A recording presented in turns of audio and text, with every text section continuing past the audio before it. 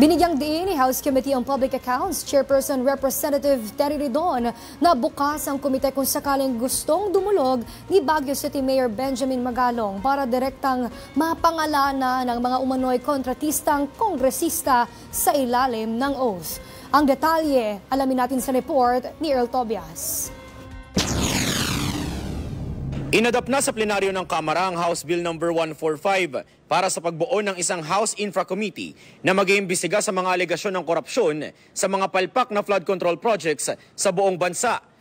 Pero bago tuluyang aprubahan ang resolusyon, nagpahayag si ML Party List Representative Laila De Lima ng kanyang agam-agam na hindi kaya may conflict of interest kung sakaling may mapangalan ng mga kongresista sa kahabaan ng investigasyon at Kamara rin ang mismong nag-iimbestiga. Sagot dyan ni House Infra Committee Chairperson Terry Ridon, papaharapin nila mismo sa pagdinig ang mga mambabatas na may iuugnay sa mga manumalyang flood control project.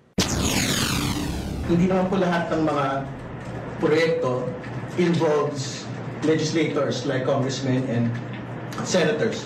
I think maging patos naman po kasi nga, like what you had stated, this is an evidence-driven, this is a project-driven investigation. So ibig sabihin, titignan po natin yung each and every project. Kompleto ba ito? Kung nakompleto ba ito, talaga bang nakompleto ito? Kung hindi ito nakompleto, is this incomplete, delayed, substandard, or ghost project? Pangalawa, sino yung mga personalidad na kasangkot dito o kasali dito? So, mapag-uusapan dyan, sino po yung pumirma ng kontrata? At sa usapin pa rin ng mga umano'y kontratistang kongresista, bukas aniya ang komite sakaling gustong humarap ni Baguio City Mayor Benji Magalong sa pagdinig bilang isang resource person at direktang pangalanan na ang umano'y mga kilala niyang mambabatas na nangungontrata rin ng mga proyekto.